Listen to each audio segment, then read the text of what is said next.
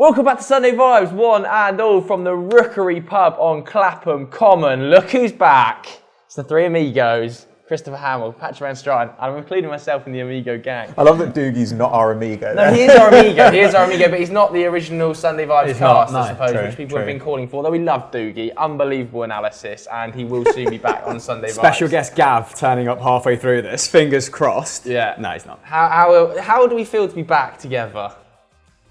Good. Sharp trim this week for it. Thank you, it's desperate. I mean, me and Patrick did hug when we got in. Yeah. So there was some love. There was good vibes coming onto the set. Quote unquote. The set. The set. So yeah, positive, and actually we've got quite a difficult topic though to kick things off. Quite a meaty one. What we have. I mean, we're going to talk about Ronaldo, we're going to talk about Mbappe, we're going to do that later because we want to start by answering some of your questions. And a lot of people were saying, what's the worst signing been this summer? We've kind of dulled that down a bit because it's harsh to call someone the worst signing of the summer when it's only been 2 games into the window. It's fine. Pat's fine with it, but we're maybe less comfortable with it. So we've kind of done it down to the dumbest signing or bid, we could say as well, if anybody has seen the dumbest bit of business bid. Conducted, and it doesn't have to be finished business. Yeah, it could be a bid, could be a move, could be anything really. Sale. Has somebody got a name they want to bring to the table for the dumbest signing so far? Because it's only Friday morning, and the window is rapidly approaching, so shit could happen quickly over the weekend, I think. What are you saying? I can lead the charge. Come on, lead the charge. And I've gone for quite a tasty one to start off with. I don't know if you boys agree. We've not discussed this prior because we were sorting out actually getting into the building first and foremost. But I've gone Locatelli to Juventus. Whoa. And not dumb or boring. A little bit of both. Oh, it's definitely boring. And not least because it's boring, but I actually think this is a little bit of a vanity move from Agnelli, still president of Juventus. I think he's gone for one of Italy's poster boys of the Euro 2020 victory in order to offset the diabolical year, 12 months that he has had as president of Juventus. It's also seen him step down from the European Club Association as president. Obviously the Super League debacle came back to bite him in the arse. And I think he felt like, I need a marquee signing. But then he checked the bank balance and he was like, holy shit, I'm going to have to get creative with my funds. And this is Ronaldo aside. Obviously, if Ronaldo's wages get shifted off the book, that's going to free up a lot more money for them. Maybe they'll do some business in the dying embers of the window. But for now, I mean, they've got Locatelli on a 2-year loan, obligation to buy after those 2 years for 25 million euros. Very cheap. This is very cheap. But with 12.5 million euros worth of add-ons, so they could end up paying close to Still 40. Quite cheap, those young. 40 million euros. Is only 23. Is worth that money. I wouldn't contest that. But you look at the profile of their squad, and in my mind, I'm thinking, okay, did they need him? Was he the player that they should have targeted to get through the door first? Because I know they struggled last season. They finished 4th. They scraped Champions League football on the last day, didn't they? I think Napoli drew. That secured 4th place for what was then Pirlo's side. And they had a dreadful opening 18 matches of the season. I think they ended up drawing 6, losing 2. But they got the shit together in the second half of the season. I think by expected points towards the end of the season, they're actually top. So started to gel under Pirlo. Then, of course, they fired him and brought back Max Allegri. And this was despite Ronaldo scoring 29 goals, won the Cap on Canonier. This was despite a really deep squad with a really high wage bill. And they've not really got many of those players off the book. And I had a look at that team and I was like, okay, so they did all right up front. Morata was okay. Ronaldo scored a lot of goals. Dybala to come back in. Chiesa and Kulusevski on the wing. Like, that's a lot of good ball progression. That's a lot of penetration. I was like, okay, is the midfield the problem then? And then you look at the midfield and Rabiot started a lot of games. You've got Arthur, Danilo, I think, played some games in midfield as well. Bentancur played a lot of minutes. Aaron Ramsey was in and out of the side. So there's a lot of central midfield options in there. Rabiot and Bentancur providing the defensive cover. You've got, well, let's say Aaron Ramsey and Dybala coming back in to provide sort of goals from midfield. Looks good again as well, finally back in the form under Allegri. Always has done under Allegri. And they were playing a 4-4-2 last season, and you imagine that wouldn't have happened if Dybala was fit and hadn't done his medial ligament. Yeah. So with him coming back into the side, it might look more like a diamond, it might look more like a 4-3-3. I don't know what they've been playing at the start of the season.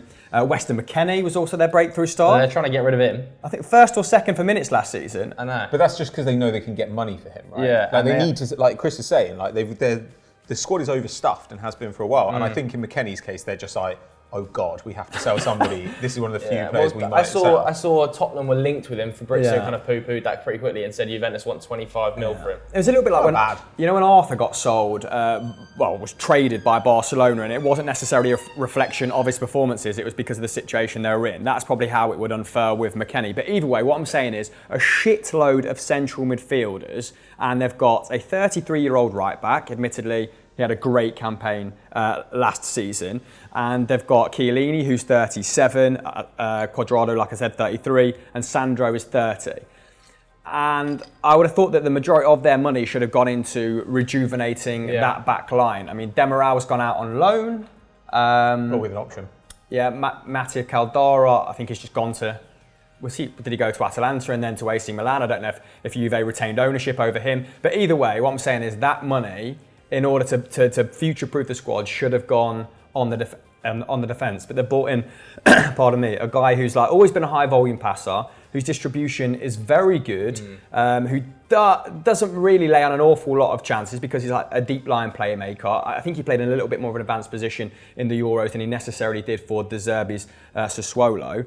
So, like, lots of qualities. Totally got why Arsenal went in for him as a Xhaka replacement. If they did, or was that just Sassuolo going, come on, I put a bit more money off you? I think they were interested, right? But I don't think they thought they'd ever get him. But given what I've just said and the personnel they've already got, like, do you think they should have made him their primary target? Because I don't, and that's why I put it down as silly business. Yeah, I understand that. I think if Juve can afford, though, 30 million euros, or was it 25 million euros plus add-ons, whatever It'll be 37.5 when it's finished. Yeah, so if they can afford that, then I think at least he's a profile that they should be targeting in terms of age, like in that slightly old side. It is quite an old side. The average age was 28 last year. Yeah, so it does need to come down fairly sharply. And obviously they do need centre-backs as well, but I think that's probably an area they're thinking... I think they did re-up Chiellini, didn't they? This year, right? And they've got Delict. So they've got Delict, they've got Chiellini re-upped. I'm probably, if I'm a Juve director, I'm thinking we can see ourselves through. And maybe Locatelli they needed to move for. Like it was like, if we don't move now, somebody else is going to get it. That's probably in my head which why is what they've happened with moved like for him. Barella. Yeah. Had a great season at Sassuolo, had a great Euros, but I think his ability has been overestimated. Somewhat people talking about like a player that they had to sign, like you've just said. Is he necessarily that? But when I say had to sign, he's I don't good, mean but is he that good? for necessarily football impact. I But think he's that good. I think they're signing him more to stop other players and other teams in the market coming in and swooping for Locatelli at 25 million euros. If he has another season like he had at Sassuolo, that value might double.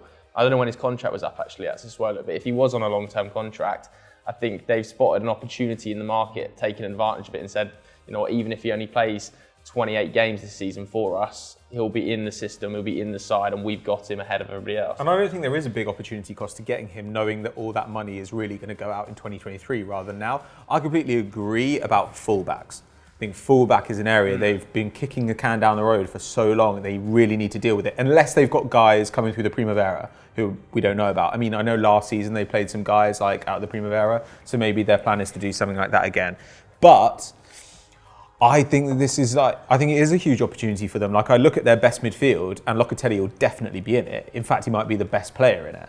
Like I certainly think that Arthur, that was a terrible signing. Hated it at the time, hate it now. That's gone horribly wrong. Had an appalling year. Like Ramsey, but huge money, very old. Can't shed him. He's it's stuck on a long difficult. contract. So I think getting Locatelli in, knowing that like some of these guys are coming to the ends of their contracts in the next couple of years, I think that makes a lot of sense. But if shifting money around to make Locatelli happen meant that they couldn't get fullback replacements, then I'm kind of with you, because that to me is by far the weakest area of the squad. Exactly, and this is my main point. Like, if they could have found homes for Aaron Ramsey and Arthur, then by all means, sign another central midfielder. But you've got a four in there if you're going to play a four in there, or you've definitely got a three if he's going to play 4-3-3, who are good enough to win that Serie A title, or at least challenge for it with or without Locatelli. Whereas, in the fullback areas, like they could find themselves next season like scrambling around for anyone that's top quality. And they've seen so many top quality fullbacks go to Italy in recent years, like Teo Hernandez go there, Hakimi go there, and I don't remember them being actively involved in those sort of, negotiations or battling for being part of the players like that conversation, when Inter Milan have been able to come in and swoop for a player like Hakimi without Juve being on the scene. I'm sure it's something that's irked them slightly. But yeah, I know where you're coming from. It's certainly the most boring, I think, of the window. Yeah, I mean, we have to get creative with it. Good No, God. Upamecano to Bayern is more boring. It's not, man. Locatelli, like, the Sassuolo Because at president least coming Juve out and aren't like squirting top of the for him. league though. Like when it happened, like Upamecano going to Bayern is like literally just like an automatic transfer. That's but really Sassuolo's tedious. president literally was coming out and twerking for Juve. He was like, yeah, no, But they're gonna we've got die. a special relationship with Juve. They need the money. I know they do, but I think that was quite dull. I see where you're coming from. It's And for it depressing. to happen at the same time as Inter Milan shedding their manager, star players, it's just a little bit ominous. And I know they've not started the season particularly well, and the whole Ronaldo fiasco is a bit of a dark cloud at the moment. But yeah, I think they're focused on the wrong areas of the squad. But had he arrived at the Premier League for that sort of money, I'd be singing whoever signed him their praises. Yeah. And I did see, I think I tweeted saying most boring transfer of the summer award goes to after the Locatelli signing. Everybody was like, you're only saying that because you like the Premier League. You're only saying that because you don't like Serie A. It's not really that, it's just, it is dull. Pat, who are you going for? Yeah, actually, I found this kind of hard. When you asked me about it yesterday, I was thinking there aren't as many dumb moves as there normally are. Now, I think there were lots of overpays. When Ben White happened at 50 mil, I thought that was ridiculous, especially given Arsenal's centre-back situation. But it's an overpay. It's not like a bad player. And I think that goes for quite a lot of moves this summer. So I was really racking my brains, and I was tempted by Everton's winger business, but they have paid very, very little. They've got Townsend on a free. Demarai Gray for what, 1.5? Yeah, they've got heavy FFP restrictions, haven't they? Yeah, their squad is not good. But Rafa's going to do fine there, though, because he's going to stick the ball into Calvert-Lewin. He's going to jump 8 feet and score every time they put a cross in. he's also just like a clever man. Like Yeah. Rafa Benitez is just an I intelligent man. Also, I do think with Rafa Benitez, he's just like a class act. Like, so I'm really glad he's back in the Prem from that point of view. Okay. But there have been some slightly questionable moves. So I think Barcelona, shockingly, have done some stupid stuff. Like Aguero is an odd one from my point of view. I think signing him on a free, he immediately got injured for 10 weeks. Not great. He's also basically not registered. he's basically the same age as Suarez, who obviously they got rid of a couple of years ago. Like, they brought in a guy who is about the same age, but is much less physically durable. So that doesn't seem particularly sensible. And as soon as he arrived, they then had to get into negotiations to reduce his wages by 75% because they were like, oh no, we've actually got no money. We're going to have to pay everyone this year in like tapas. Like, so it's just like, they've just ended up in this terrible situation where they were like, how can we free up enough money to get Ray Manage out of Barcelona B onto the books of the first team? Like, it's a dire situation. And I get why you go and get Depay. Depay is a guy who can do a very, very, very watered down version of what Messi does, right? Loads of ball progression, loads of chance creation, goals from wide. You get why you go and do that. I get why you get Eric Garcia on a free transfer or for compensation or whatever. Like, young player, knows the club, like whatever, you do it. In Aguero's case, all it does is make your front line older and less reliable. And I love Aguero, but what was it, 7 appearances in the league last season? 25 in total over the last 2 years. Yeah. Now, when he gets on the pitch, he scores, but he's got to get on the pitch. And I'm really worried that he just won't at all. I think they have done something in the contract, or there are rumours that in the contract, there's some sort of clause which allows them to terminate the deal based on injuries. Yeah. So that is maybe the first sensible thing Barcelona have done in 15 years. So yeah, I just don't know why you would commit all this money to a guy who I don't think is going to be a game changer for you this season. Like, I understand making cheap short-term moves, but this one to me is not sensible at all. So it just seems like they've wrapped up a bunch of money in a guy that can't be relied upon, and that is like a classic. It just shows that Barcelona have learned absolutely no lessons from the last couple of years. So as much as I like Aguero and as much as I wanted him to have a last hurrah at a really big club, I think that this is a bit depressing for all involved. So I don't think he'll ever play for Barca. Really? Yeah, I don't think he's ever going to get a game for We're Barca. already saying that's a possibility. Yeah, I think he's not going to get. This injury is going to push back and back. We'll get to November. They won't have enough money to register him with the squad of La Liga. He's never going to play a game in that sort of like top Spanish flight, and I just think he'll end up floating away, and the contract will kind of get ripped up, and he'll end up playing the MLS or something. Like, I just don't think he'll put on that Barca shirt in La Liga. They're not, if they're this tight for money that they're having to sell Mariba at this stage, But that's because he won't sign a new deal. It is partly, but equally, like they're agreeing to pay there's plenty Piqué of and Busquets until they're like 100. I agree, but there are other players in that side that are running down contracts at the moment that are in the squad. And let's not forget, Mariba consistently started after Christmas for Barcelona. I think he started 13 or 14 games after Christmas under Koeman. So at that stage, Koeman really liked it. Now he's into the final year of his contract, as are other players at Barcelona. He's been frozen out. They want to sell him. I'm convinced that they think they can get some money for him from someone. He's a very sellable asset for them. Yeah. And if they can't register him in this side and would rather sell a player of that quality at that age, I just don't see a world in which Aguero gets registered for Barca. I think he'll just peter away and end up in the MLS. I really do. As sad as it is to say. But yeah, that is a dumb as fuck move. I agree. Don't know why they've done that is a dumb as fuck move. My one is slightly different. It's not a completed move. It's a bid. And this is Tottenham Hotspur's pursuit of Adama Traore. I just don't get it. I don't get it at all. I mean, there's obvious, understandable reasons that Nuno wants him, because he's going to play on the counter-attack, Nuno, and he's worked with him before, so he knows how to plug him into this side. But, I mean, his output is just so below what Tottenham should be targeting, I think. He's obviously a fantastic dribbler. I think across the first 2 games, he's averaging 10 completed dribbles per 90. He's completed 20 dribbles across the first 2 games. And he's getting high-value shots for almost the first time in his career. It's kind of interesting, right? Nuno wants to get him back, but he's suddenly producing his best football when Nuno's under Bruno gone. Lage. And this is the funny thing, is Bruno Lage has completely changed up how he wants to play with this Wolves team. He's using this 3-4-3 to great effect. We're seeing Adama Traore as a left winger, which we haven't seen.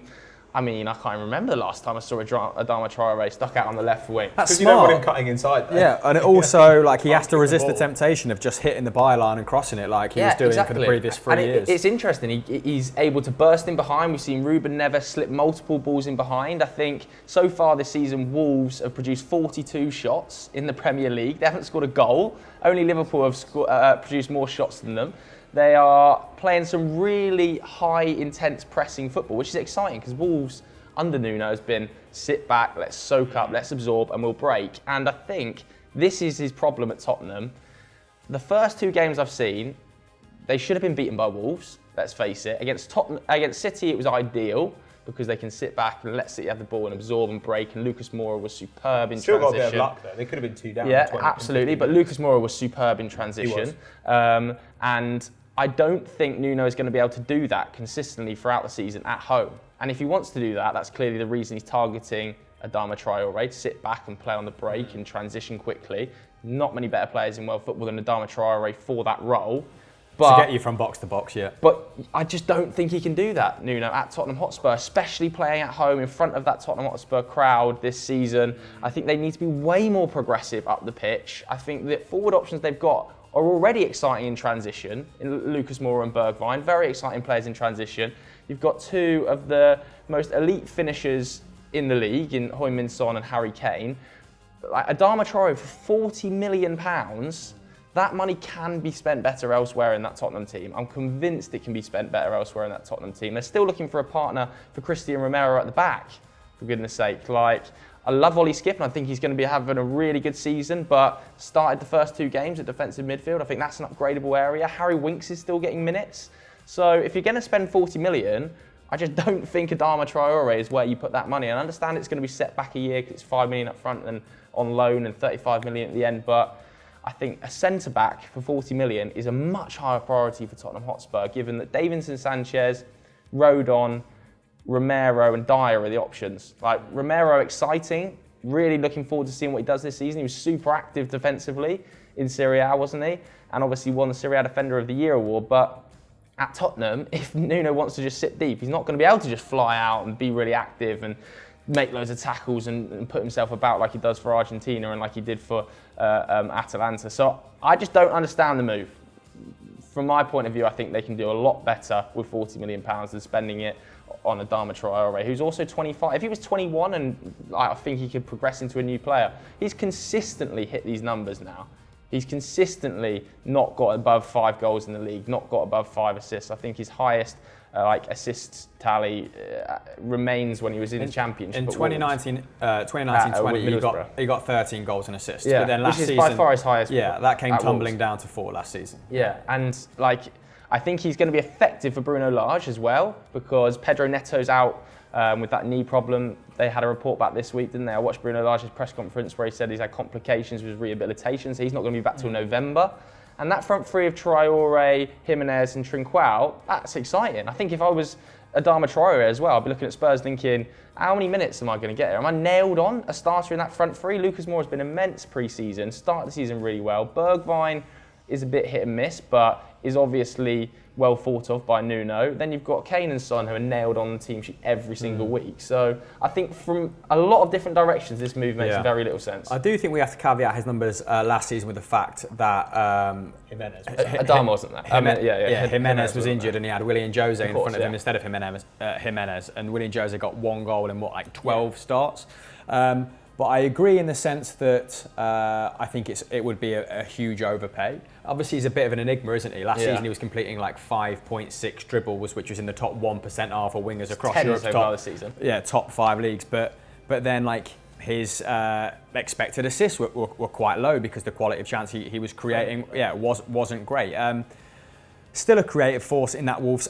He's worth 40 million to Wolves though, and even more so this season. So it's one of those things where you can see why Wolves would expect more money than that. Like he was second for shot creating actions last season, only after Pedro Neto. Like he is one of the few guys with like searing pace in that side, and you'd expect with Jimenez returning that he's maybe going to enjoy his role as a creator a little bit more. But yeah, I think if they shopped a little bit smarter, they could go and get someone with his qualities for they less. brought Brian Hill in. Like, what was the aim of bringing Brian Hill in? That is one for the future, though. Like, I mean, he's raw. Yeah, but then loan him back out. Like, Sure. How many games is Brian Hill going to play if Adama Traore They have got the Bergwijn? Conference League and the Cups. I think that's the thing. I Yeah. think Spurs are expecting to play a lot of games this year. It's true. That is true. I'm sceptical about Adama Traore. I think he would up his numbers if he went to Tottenham, certainly by supplying Harry Kane. Harry Kane's going to finish everything under the sun. But look at him this season. Like Adama Traore, across the first 2 game weeks, has taken 10 shots. Last season, he took 40 across the whole course of the season. So he's already like 25% of his total volume. I think he's going to have the best season of his career. I think do as well under Bruno Lage. It'd be like, when Zaha had like some time playing up front and suddenly we were like, oh, like you can actually do this. Like, because he's not going to miss chances forever. He's going to be able to dribble some in. Like, but yeah, I'd much rather he stayed at Wolves from an entertainment point of view. Even like last season, he was getting in the positions where his output should have been far superior to what it was. I think he was first in the squad for like progressions into the box, into the penalty area, and that like manifested into like 1.5 shots, and only 30% of those were on target. So like he obviously has no problem getting into those advantageous positions, but it's just he looks so unnatural when he gets there. And I think that's what's going to stop him becoming that like 15+ goal contributions winger in total at any point. But if he does prove us wrong under a more progressive manager, then brilliant, and he probably still fetch 40 to 50 next season. But I do think you're right though that like playing for a possession dominant side would be such a different proposition. So different. Like, I'd love to see if this were like West Ham offering 40 million. I'd be like, great idea. I would love to see that. Like in that attack, like where everyone's kind of an outlet and like he can beat a bunch of guys. I see it. But like if Arsenal signed him, I'd be like, well, he's at least got like some genuinely exceptional abilities. But how often is he going to be able to get up to speed? Like because we've seen teams before sit deeper against Wolves, and those are the games where Traore is kind of a minus in possession because he doesn't have the technical ability and he can't get up to speed and use the thing about him which is truly like the best in the world, which is like incredible dribbling. So I don't know. I would love to see him go somewhere and see what happens. I'm just not sure what it would look like. Yeah. Unless he plays right back or something. Right wing back, we said this not. last year. Like if he played Surely right wing not. back under Conte, I think he'd be insane. That's so good. But But does he have the technical ability to thrive at a top And he's got side? Matt Doherty still at the club, who he consistently used as a right wing back when he was at Wolves. Like Serge Aurier still haven't been able to flog yet. So I think the idea of him signing as a wing back. I think Lars already incredibly smart playing on the left, so it takes like the worst habits of his game out automatically. And that front three of him, Jimenez and Trinquao, that's exciting. Like that is fun. It's a lot more fun than you've seen under Nuno. Do you think he continues to start? Like when is Neto back to full fitness yet? No, Neto's not going back till November. Oh Christ! Neto's knee injuries, had complications with rehabilitation, so he's out for a long old time. Yeah. Trincao, brings a bit of craft. Jimenez, it's a nice blend up front for them. Yeah, I can see why they wouldn't swap that for 40 mil. Yeah, and they're obviously using like Marçal and Semedo as wing backs that are quite progressive as well. It's just a bit of a different sort of vibe. I know that it's a similar structure defensively in that back three as Nuno used, but it's so much more advanced. Yeah, last season Roman Saiss actually. This has just come from in the memory. Roman Saiss took more shots than him, and obviously he's getting a lot of headers from corners. But I think that's pretty indicative of the style of football they were playing. Yeah, definitely. They're averaging 12 shots a game last season, Wolves. And Wolves, and they're averaging 21 shots a game so far. It's only obviously a small sample size, but those small samples will be coming against Leicester and Tottenham. Big change in mentality. But also it's like when you're behind a lot, like you take a lot of shots. Like I mean, but I know what you're saying. Against Leicester, they should have got something out of that game. And now they're doing, but now they're making progressive choices as well, right? Like they're linked with Sven Botman at the moment. Yeah, because like that would be really interesting. Like to get a player who doesn't speak Portuguese would be like a huge departure for them. Them and Sevilla battling it out. That'd be really interesting. Yeah, I'd love to see that. Any other ones then before we move on to what we have to talk about, which is obviously Mbappe. There's a little short list on there. There is. Do you want me to rattle some off that you've written down here? Sure. Spurs selling Juan Foy for 13.5 mil. This is actually you to me in the WhatsApp chat. I'm not sure why they've done this, like because I think they are a bit thin on the ground at the back, and Foy has played as a mixture of a centre back and a right back. Mm-hmm. Last season, he had some really interesting numbers. Like he was getting like 5 tackles and interceptions a game, but he was also at like 2 dribbles a game. Like he played CDM a little bit as well, didn't he? I think he did at points, but I don't think that's like really like. Yeah, I think his future. I chiefly saw him as a right back, but I think that means that on the right side of a back three, that's a really interesting role for him. Like when you're a back three manager, like I think having a guy like that who really does have game breaking ability, like in certainly in the Europa League, he was really dribbling through the line, especially against Arsenal. He was just running. But I suppose Spurs are going to play a 4, aren't they? Maybe, but like you'd have thought that at certain points of the season they'll play a 3, right? Like and Romero as well is like a back 3 defender who they have. It just seems to me like they didn't get that much money, and he's got enough in his numbers, and he's only 23 that you could dream on him. And I feel like just keeping him for a year, you'll always be able to sell him again next year. Like it's not a problem.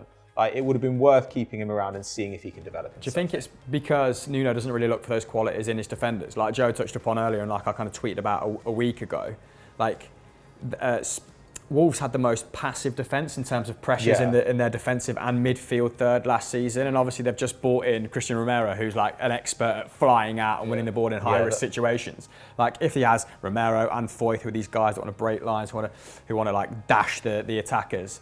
Maybe that's just not in his thinking. Maybe he just wants a Connor Cody, he wants a safe pair of hands. A Roman Saiss, like a robust. But then why get Romero? Like I agree. I think that's Romero, a Paratici signing though, isn't it? Yeah, but this is my point. Like I mean, I think that Paratici should have made the decision, like to keep Foyth. Like I think that would have been a sensible move, especially with Alderweireld going out. Like I mean, there's been a lot of turnover in that backline. I wonder how long there's left on his contract.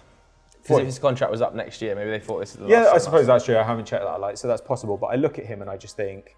I think he could do an interesting job as a right back. He can do an interesting job as a right-sided centre back. He can certainly give you minutes in the Conference League. He could possibly even play as a right wing back because he's certainly got the dribbling ability. It might be worth keeping this 23-year-old. Yeah. They must just be thinking as well that Jaffa Tanganga is going to do that for them this year. Definitely he's going to play as a right back on that side of the centre back pairing potentially. But definitely no worse than Joe Rodon or Davinson Sanchez. I know Davinson Sanchez didn't have the greatest season last season. Has probably got a higher ceiling than those guys, but yeah, maybe they just felt like they just had too many 6 out of 10 defenders. Now I think about it, that defence, there's literally nobody in it who is not rash. Every single one of their players is actually like a front foot defender now. They're all weird. Even fits. Reguilon's a real front foot defender. They're all weird fits for him, right? Because Sanchez as well. Sanchez was really good in the middle of a back 3 when he first joined, but Sanchez to me is one of those guys who's great at stepping up to somebody in the open field. And Tanganga probably should have been sent off against City, I thought. But that's his game as well. So I'm quite intrigued. Yeah, I mean, Joe Willock, I think we should potentially talk about. I was watching Steve Bruce's press conference this morning on Sky Sports News, and he said that was way and above the budget we had this summer. It's the first time in a long time Newcastle have had to split the payments over multiple years. We didn't have anywhere near that budget when we started. We really have spent it all on Joe Willock. And they're saying they couldn't get anyone of his profile for less than 25 mil. That's crazy. Where's their scouting? Well, he's now saying we need loans now to tide us over in the other positions. They have literally done their entire transfer budget for the summer on Joe Willock, who admittedly had an amazing end to the season. What was it, 7-7 or 8-8, and was overperforming expected goals by I think 2 or 3. But still did have outstanding numbers, and is going to be good for that Newcastle side. However, that represents a huge risk. If Willock gets injured or the drop in form is notable or anything negative happens, that suddenly looks like a fucking disaster. Well, if he's not scoring, he's not doing much in that midfield. I like it. That's not true for Newcastle. I think when he played last season, the only person with less open play passes than him was Callum Wilson up front. He was averaging 17 passes per 90. And I know that's probably indicative of Bruce's style, a kick and chase style that he's incorporating. And there's not many ball playing 6s or 8s in that team, is there? John Joe Shelby's the only middling Premier League level passer in there. So maybe if you saw another profile of player go in, it would enhance Joe Willock's numbers. But he's not, I don't think, technically very good, but physically very gifted, great at pressing, great at arriving late inside the box. Has that intelligence when to arrive in the box. He's scored a few goals to them, I think, still. Yeah, he's almost playing, but he's not mid. Last season, actually, at Newcastle, he had the best defensive numbers of his career. He was making over 4 tackles and interceptions a game, which is something that was one of my reservations about him at Arsenal, because I was he doesn't have enough midfielder stuff to be a midfielder. Yeah. He doesn't have enough attacking stuff to be an attacker. What is he? 'Cause he's not creative either, but he is a good dribbler, weirdly, or at least he always has good dribble numbers, even though when I watch him, I think, So I think there's enough there, and I suppose he'll retain his value because he's young and he's homegrown, but 25 million for him, for a club of that size with that much work to do around the squad, is nuts. Yeah. I really, really think, especially when you're looking at the way it seems to be possible this summer to buy players from other clubs and kind of loan them out or whatever. Yeah, he's paid for Odegaard, which is insane. Well, they'll get relegated at some point and they'll sell him for probably 15, 18 if he's been good. And if not, he'll go down to the Championship with them. And so we always get battered for Slam and Newcastle on this show. So I don't want to do it too heavily, but the squad's awful. I actually think Willock's a really good player. And we're not saying that this is a really negative. We just said it's an overpay. If you've done your whole budget, if you had 80 million, then okay, 25 on Willock represents. Or a if bit you've more got value. one hole in your squad and spending all your budget on one player, sure. Yeah, but by double as well. He'd started fewer than 20 games in the Premier League prior to his loan move to Newcastle. That's not a good jump off point for paying 25 mil. But yeah, a couple other names down here then. Arnaut Danjuma going to Villarreal for what seems an awful lot of money. 21 million, which is, I guess, Villarreal spending that Champions League dollar. So kind of respect to them. Yannick Vestergaard to Leicester. Yeah, 15 Why have you mil. got that one down, Hamster? Because he's 29 and they could have just paid 14 for Christopher Ayer had they, got in the market a little bit earlier. Okay. Who's 7 years younger than him, by the by. But even Botman might go for not that much more than that, right? It's not stupid, it's just a little bit uninventive. All right. Any other suggestions before we move on to what has been a heavy week of transfers with these two? No, let's move on. All right. Well, I think a name that could easily go in that list of dumbest transfers is Kylian Mbappe. So let's start with him, because I think this move, which I kind of now expect to be completed over the weekend, probably. Looks that way. Obviously, we're shooting this on Friday morning, so a lot of things can change. So take everything. Not Thursday. See, we've moved it a day because you lot have been moaning. So take it with a pinch of salt. But I think to pay, let's say this deal gets done at between 180 and 200 million euros, whatever the fee is that you're watching at home and it's now at, I think is absolutely ridiculous. Absolutely fucking ridiculous. 200 million, he is the most talented young player in the world. Let's get that out straight away, and he will exponentially improve Real Madrid, I'm sure, over the next decade. However, he is a huge Real Madrid fan. He has consistently said he's going to join Real Madrid. Everybody knows he wants to join Real Madrid. Just get him for free. It's 12 months of patience to get this player for free rather than doing 200 million euros after 8 months of saying we have no money, we need the European Super League to tide us over. just wait. Does Mbappe come in and guarantee them a Champions League? Because if he did, then I'd say, okay, you can maybe. I don't think he does. I think in this 12-month period, they're paying 200 million euros to potentially win La Liga. I think that's what it's getting you. Which they had a shot at anyway. Because it's not like, oh, we're paying the money now to fend off competition from somebody. He's going there. He would have gone to Real Madrid anyway. If it was, if we don't get him now, he's going to go to City or he's going to go to Barca, or it was like Neymar when he ended up going to Barcelona. Fair play, okay, you've done your nut on it, but at least you're guaranteeing him for 10 years. He would have definitely gone to Madrid for a free. It stressed me out, this move. Get him on a pre-contract in January, I think it's fucking ridiculous. Well, like you just said, they came second to Atletico, but without like Eden Hazard even like contributing at all. Luka Jovic not playing a handful of minutes and being loaned out. He's obviously returned. And Karim Benzema like having a very, very good season, but that looks like it's going to continue. He's not going to age out anytime soon. So they can only improve with their existing squad. Well, they have sold Varane and Ramos though, which might hit them quite heavy. Yeah, But they have got Alaba. But bought in David Alaba. I also think this is done from Mbappe's point of view. I think the move makes all sense. Yes. From Mbappe's point of view, it's dumb. Yeah. Why not wait a year? When you get that year out the way, you're going to get a much bigger signing on bonus because you can say, make eyes at a few other clubs and signing on bonus. You can ask for more wages. You're going to spend a year playing in probably the best front three we've ever seen.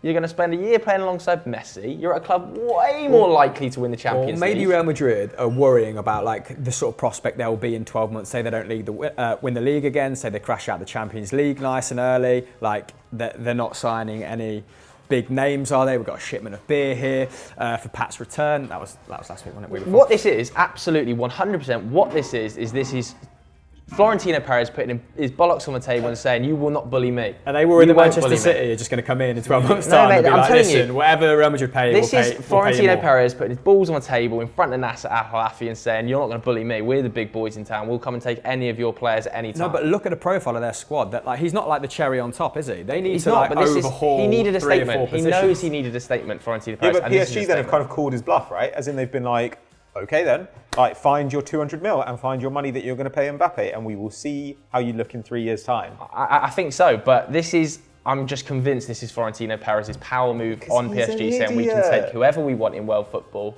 and they will come to Madrid over anything else. But He's they've been such an idiot. so like fiscally responsible for the last 3 or 4 years, obviously. Yeah, but that's all in from the build-up Mbappe. to It's the Mbappe fund, like isn't it? Hazard aside, who was supposed to keep them ticking over until Mbappe came, right? Which is not really how it's manifested. No, but I honestly don't think it's that. But I just think that.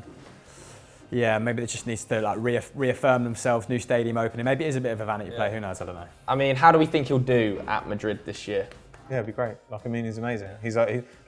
He's going to be the best player in the world for like the next 5 years. Like the thing is, 3 years' time after they do this deal, well, they'll still be paying it off, so who knows? But they'll be like, they'll have forgotten the fee, and they'll be like, we've got the best player in the world. We don't actually care that much. But the simple fact is, they could go and get him on a free next year. They could pay much less money, and they could use that money to sort out some other problem areas of the squad, and they could be much better off. I don't think they're going to win a Champions League anytime soon. No, it's nuts. All right, let's do the other major transfer then. This is from O'Kelly21. This is Ronaldo going to Manchester City. Obviously, this is a super, we're fresh. So I've spoken about this on When You Talk. Obviously, if he goes Man City, I'm going to be absolutely gutted. I will really be heartbroken. But what do you boys think about him going to Manchester City? Let's get some neutral perspectives. Well, I think it's a smart alternative to paying £150 million for Harry Kane. Like Harry Kane, I think he'll probably get a similar output to Harry Kane in the league with City's supply line, of course, which is obviously far superior to Tottenham's. So I reckon if he came even at 37, would get him 20 goals, including penalties, let's say, if we're going to be a little bit hesitant about that. Look, this move hasn't been completed yet to Manchester City, so fingers crossed it doesn't happen, because I do still think he will score 20 Premier League goals, even though he is 36 if he's here for 2 years, and that goes 20-15. Whoever gets him is guaranteeing themselves top 4, and he's going to be really good in the cup competitions to be rested for and things. Well, his numbers in the Champions League were bad for Juventus, weren't they? But Juventus were bad in the Champions League. Exactly. And also it gives you more. I really think Ronaldo's aura arriving at a club is something that is hard to equate. I think if you've got a young squad and Ronaldo comes in and they see how he works and trains and all this sort of stuff, I think is is a really defining factor for a lot of clubs because he brings a level of demand that I think some clubs might. Like if United signed him, for instance, I think players like Greenwood and Rashford, Sancho will be able to look at Ronaldo and go, this is what we should the be. effect that Zlatan had on a young, impressionable Manchester United squad. Well, yeah, it was undeniable, wasn't it? Like he obviously played really well and scored, 18 league goals or whatever, but he had a wider impact than just his on-the-field performance. Everybody upped their game around him because he was so professional. City have players that command those sort of standards already, don't they? That's the scary thing. Like, yeah, City not so much, but that's what I'm saying. If he dream well, he ended up at United, then that would be like. I don't know how much got more. Varane now, as well as Pogba. Yeah. These are guys who've been leaders, like both at club level. I'm worried and about international Pogba level. though. I'm very worried about Pogba. I think the Mbappe move to Madrid, if that happens this weekend, I can see PSG softening that blow with a little bit for Kylian Mbappe. But isn't his contract up next summer? It is, yeah. But I think if they'll pay what it takes to get him out of United now, I think you should be glad and take that money. And you should have bought a midfielder this summer anyway. Well, we bought one last year and he can't get a game, Donny van der Beek. Yeah, but I mean that was kind of the wrong profile, wasn't it? Yeah, that was what I think was the plan. Was they thought Pogba would potentially be out of the club, and then they could spend that money then on a DM, and they could cover Pogba's output with a DM and Van der Beek, and it's not quite. If you can maintain pace until Rashford returns, so he can play on the left, and get Saul Niguez on loan, and sell Pogba and get Ronaldo for up like front. 40 to 50 mil, that's really smart business. But I think you probably just keep Pogba. Or just get Ronaldo up front, because honestly, Anthony Martial continuously starting as number 9. What if Pogba went and you were like, right, okay, we are going to play Van der Beek as like a slightly more attacking option, but we're going to go out and spend like 40 mil and get Basuma in. Oh, that would be amazing. Yeah. But it's not going to happen. Yeah, but something like that I think is possible. What will happen is that they'll bid on deadline day 70, 80 million for Pogba, and we'll be like, oh no, what have we done? We've not got the time to get a replacement in. I just think that's the sort of move PSG will make to soften the Mbappe leaving below, because he's much loved in France, Pogba. Do you need to soften any sort of blow when you've just got Messi at the club? I don't. Yeah, they have had a staggering summer. I mean, that's true, but staggering summer. Mbappe leaving is a hammer blow to that PSG project, I think. Not if they get 160 mil for him with 1 year left in his contract. It's one of the PSG are just in a win-win situation, aren't they? Like, okay, if we sell this guy for over the odds with 12 months left in his contract, yeah, we'll go and rob Pogba. But yeah, not if he goes on a free next summer. What, Pogba? No, Mbappe. Yeah, And then they'll get Pogba on a free. Yeah, it's like. There's so many frees going around. Dybala's out of contract next summer as well. Like, I think there's going to be a lot of free movers. But we always say that every year, and every year we produce a video that's just like 11 free agents, like your club could sign next summer, and then in the week between it like being written and it going out, they can all sign new contracts. Yeah, true. Yeah, and we look like tits. All right, shall we do some comments from the fans across the other videos this week? Electric Elephant, shout out, says, I know he's not the fastest, but can we please acknowledge Giroud for his fantastic athleticism at his age and his willingness to keep performing with top clubs in Europe? Low-key, one of the best and most consistent strikers who also has a good attitude. Isn't it? 119 likes on that one, Pat. Giroud's just one of those things where, like, when he was at Arsenal and he was actually pretty good, everyone was like, he's an embarrassment. When he went to Chelsea and he was actually quite bad, like, everyone was just like, he's amazing. Like, I always felt that the truth is somewhere in the middle. Like, Giroud's a perfectly useful player, but I don't think that at, like, 34, 35, we need to have a drastic reappraisal of his career. He's been fine and he's very good off the bench. That's it. And That's also, what Giroud is. I said his willingness to what? He said his willingness to keep performing with the top clubs in Literally Europe. what he's paid today. His willingness, yeah, exactly. Yeah. His willingness to be Willingness paid to an do his exorbitant wage to be a bench But player. thank you for commenting. Yeah, thank you for commenting. Alexander says, Jahan Bash's departure was so missable that the video didn't even mention where he departed to. Because obviously I think this was 10 transfers you might have missed. Jahan Bash has left Brighton. I thought he went to like Feyenoord or something, didn't he?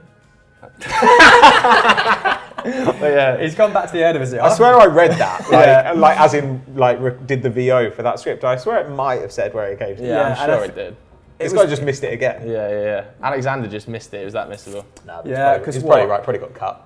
Accidentally. Ajax signed Bergerhaus from Feyenoord. It makes sense for them to go. Maybe. Maybe. Zach, where did he end up? Have a quick Google behind the camera. Well, we look at Capilla's one, and they say, this is 170 likes, Alderweireld was such a class player for Spurs. Honestly sad to see him go, considering how good he was. That Vertonghen partnership was amazing. I feel like that's one that slipped under the radar. Alderweireld going to Al Dahali? Because that Spurs defence, obviously, I still feel like Vertonghen was their best. Alderweireld was their best centre back last year.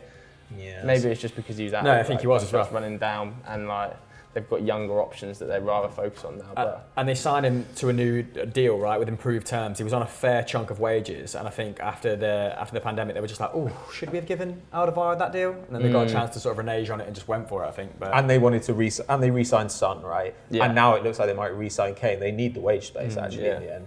where was he from? Where's he gone? Feyenoord. Nice, that's big shouts from you, Hamill. Right, that's it for another episode of Sunday Vibes. Anything you guys want to plug? yeah, go and watch one-on-one that went live yesterday over on Euro Football Daily podcast. Yeah, the podcast this week was with Sam and Henry. Oh, not you. Thought you were on it. Done No, right. I said I'd do it, but yeah, didn't. Fair. Yeah, didn't. Classic. No, it's a good one. It's a good chat about like some transfers that we'd like to see happen over the last few days of the window. By the time you listen to it, like it's going to be very close to the end of the window. So yeah, check that one out. Then. Yeah. All right. Thanks very much for watching, everybody. See you later. Bye.